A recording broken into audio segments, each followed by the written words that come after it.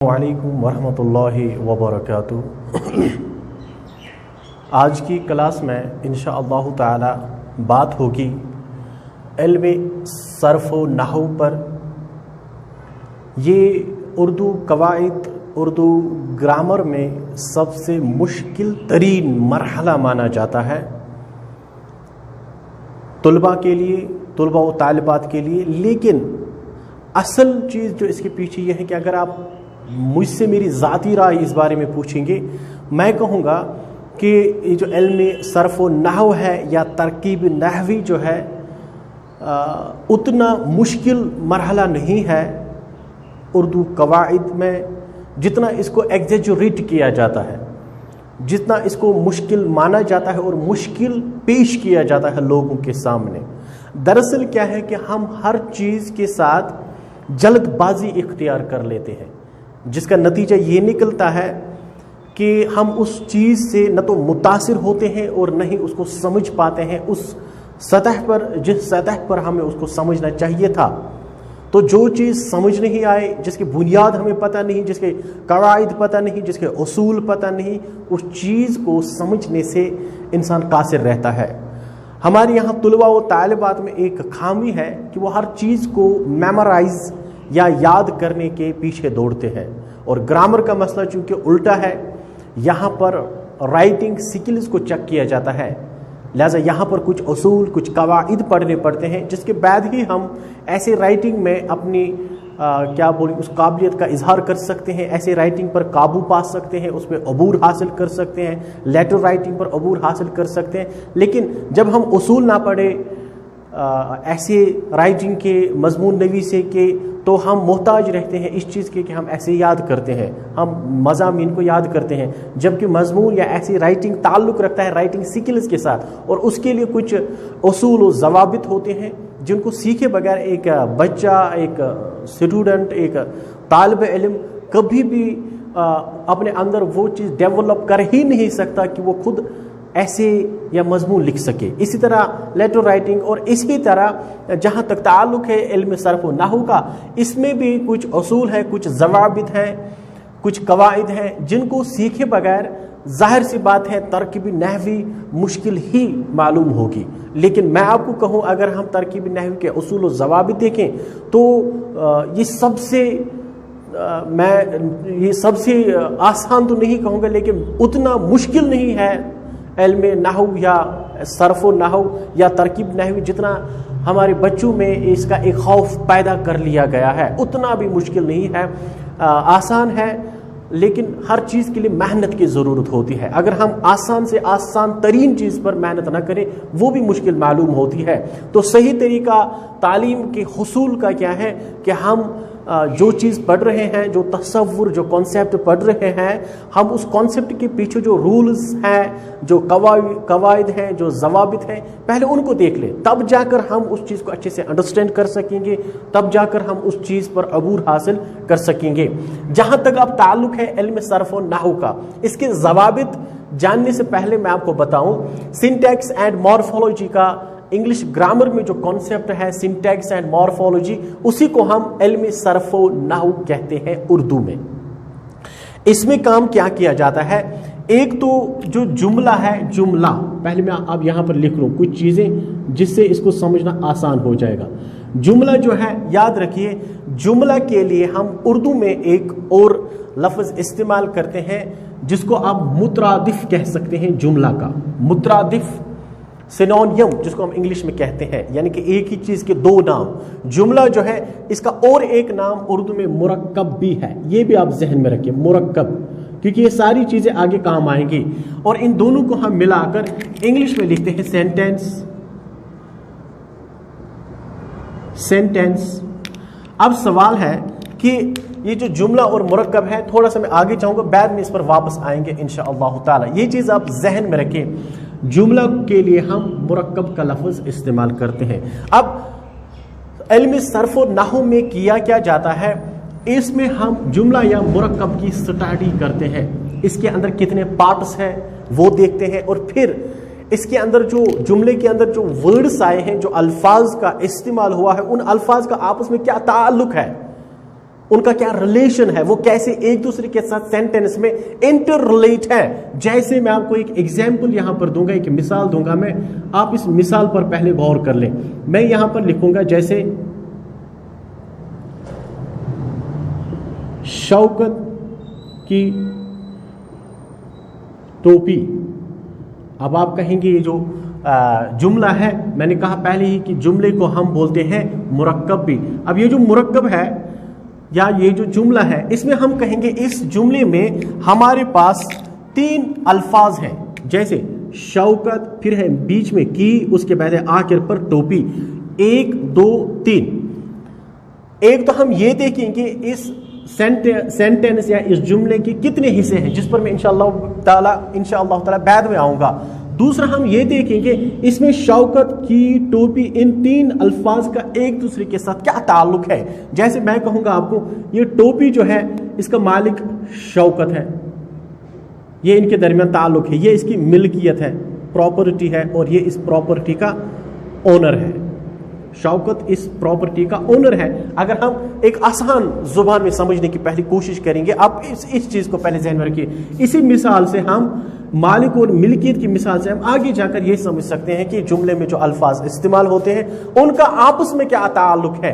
तो उसको जानने के लिए मैं आपको बता दूं कि अगर यहां पर आपने जो की लाया है, कि एक मिसाल से इसको समझते हैं, इसको हम बोलते हैं, ऐसे अल्फाज को हम बोलते हैं हर्फ इजाफत या हरूफ इजाफत अगर जमा हो। हर्फ इजाफत, इजाफत एक कॉन्सेप्ट है। अभी इजाफत क्या है? इजाफत में हम दिखाते हैं ताल्लुक, मालिक और मिल्कियत का ताल्लुक जब हम ग्रामर में दिखाते हैं उसको हम बोलते हैं इजाफत। और जो मालिक और मिल्कियत के दरमियान जो अल्फाज हम यूज करते हैं, जिनकी मदद से हम, जिनके जरिए हम वो ताल्लुक जाहिर करते हैं, उन अल्फाज को हम हुर्फ इजाफत या हुरूफ इजाफत बोलते हैं। अब यहां पर ताल्लुक किन के दरमियान है? टोपी और शौकत के दरमियान। ताल्लुक क्या है कि शौकत जो है ये मालिक है टोपी का। अब ग्रामेटिकली हम कहेंगे, मैंने कहा बीच में जो लफ्ज की आया है इसको हम हुर्फ इजाफत कहते हैं। तो ये जो टोपी है मिल्कियत है शौकत की। अब ये जो चीज मिल्कियत होती है इसको हम उर्दू ग्रामर में मुजाफ कहते हैं, मुजाफ। और जो मालिक होता है उसको हम मुजाफ इलैही कहते हैं, मुजाफ इलैही, मुजाफ इलैही। अब मालिक के लिए हमने ग्रामेटिकली लफ्ज इस्तेमाल किया मुजाफ इलैही, और मिल्कियत के लिए किया मुजाफ, और इन दोनों को जो बीच में लफ्ज मिलाता है वो है की, इसको हम बोलते हैं इजाफत। तो इस तरीके से हम, ये तो मैंने सिर्फ एक एग्जाम्पल दी, मैंने अभी इसको एक्सप्लेन नहीं किया। और इस चीज की, इन 3 चीजों की बुनियाद पर, मुजाफ इलैह, मुजाफ और इजाफत की बुनियाद पर, इस वाले जुमले को हम बोलते हैं ग्रामेटिकली मुरक्कब इजाफी। ये भी एक मिसाल दे रहा हूं, अभी मैंने नहीं पढ़ाया, ये बस एक मिसाल से समझने की कोशिश करेंगे, मुरक्कब इजाफी। अब यही चीज जानने को हम सर्फ व नहू बोलते हैं, जिसमें हम एक तो लफ्जों पर गौर करते हैं, लफ्जों का, वर्ड्स का मुताला करते हैं, वर्ड्स की स्टडी करते हैं, और फिर इन वर्ड्स का सेंटेंस में एक दूसरे के साथ क्या ताल्लुक है, क्या रिलेशन है, ये कैसे एक दूसरे के साथ इंटर रिलेट है, दैट्स कॉल्ड नहू। इसी को हम बोलते हैं इल्म सर्फ व नहू, जिसमें हम ग्रामेटिकली स्ट्रक्चर चेक करते हैं सेंटेंस का, फिर उसका रिलेशन, जो इसमें वर्ड्स आए हैं उनका रिलेशन चेक करते हैं किस तरीके से क्या है, और उस रिलेशन की बुनियाद पर सेंटेंस क्या है, मुख्तलिफ नाम है। जैसे यहाँ पर एक नाम मैंने दिया मुरक्कब इजाफी, मुरक्कब अददी, मुरक्कब तौसीफी, ये आगे जाके और भी बढ़ के, जैसे ताबी मौजू, ताबी महल, मुरक्कब अतफी, अददी, ये आगे जाकर और भी पढ़ेंगे। कम से कम 17 किस्में बनती हैं, जो इंशाअल्लाह ताला हम आगे जाकर पढ़ेंगे। दूसरा पॉइंट, अब यहां पर आप समझ लीजिए कि हम इल्म सर्फ नहू में करते क्या है।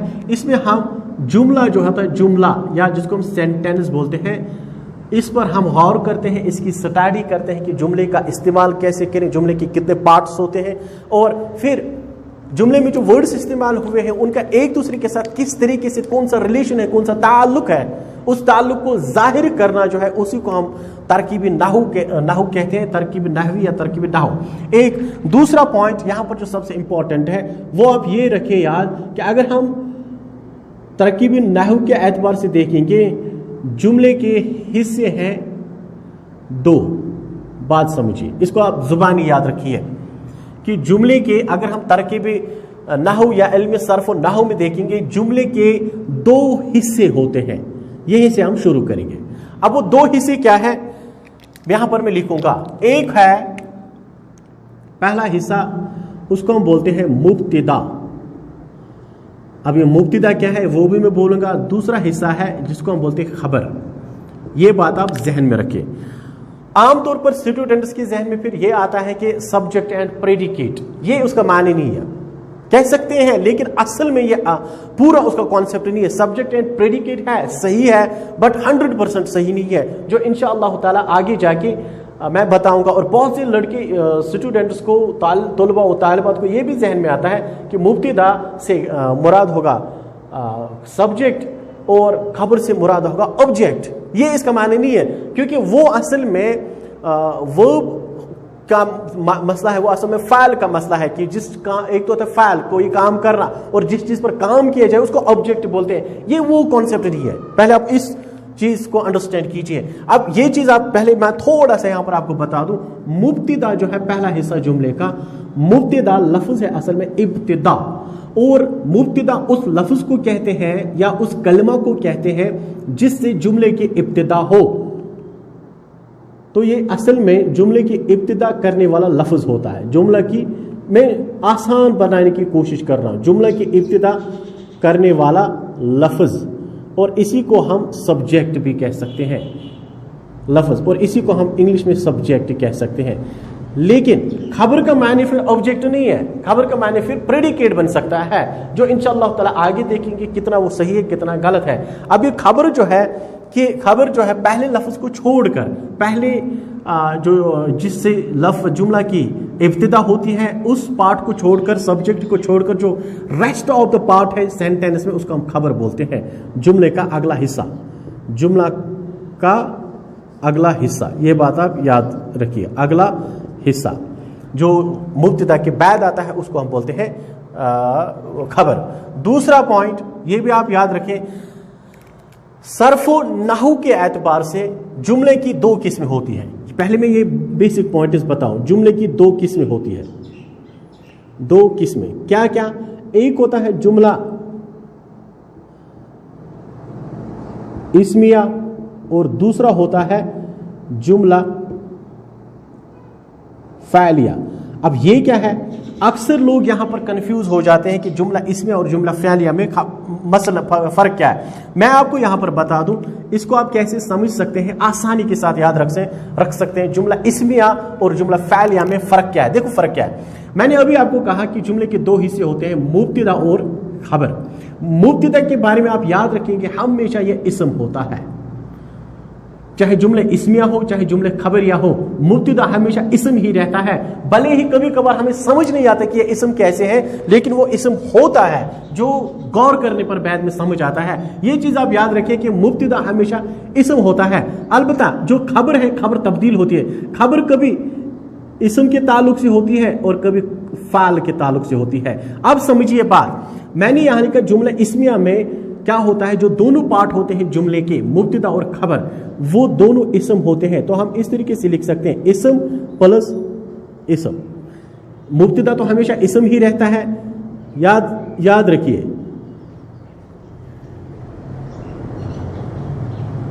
मुब्तिदा जुमले इस्मिया का मुब्तिदा इस्म होगा, जो जुमले फ़ाइलिया का मुब्तिदा भी इस्म ही होगा। ये भी तो याद रखना है, दोनों का मुब्तिदा इस्म होगा, लेकिन जुमले फ़ाइलिया की खबर फ़ाइल पर मबनी होती है। तो अब आप कैसे समझेंगे? जुमले इस्मिया में इस्म तो मुब्तिदा ही होगा, लेकिन खबर इस्म से ताल्लुक रखती होगी। जुमले फ़ाइलिया में मुब्तिदा इस्म ही होगा, लेकिन खबर फ़ाइल से ताल्लुक रखती होगी। हम कहेंगे इस्म प्लस इस्म इज इक्वल टू जुमला इस्मिया, इस्म प्लस मुब्तिदा इज इक्वल टू जुमले फ़ाइलिया। यानी कि मुब्तिदा दोनों जगह सेम है, मुब्तिदा हमेशा इस्म ही रहेगा। मुब्तिदा से हमें ये समझ नहीं आएगा जुमला इस्मिया है कि जुमला खबरिया है, बल्कि हमें क्या करना है, हमें खबर को चेक करना है। अगर जुमले की खबर में इस्म पर जोर दिया गया है, इस्म के ताल्लुक से बात हो रही है, तो जुमला इस्मिया होगा। अगर जुमले के खबर में फ़ाइल के ताल्लुक से बात हो रही है तो जुमला फ़ाइलिया कहलाएगा। इन चीज़ों को आप जहन में रखिए, और दूसरे लेक्चर में इंशाअल्लाह ताला इस पर मज़ीद बात होगी। अस्सलामु अलैकुम व रहमतुल्लाह।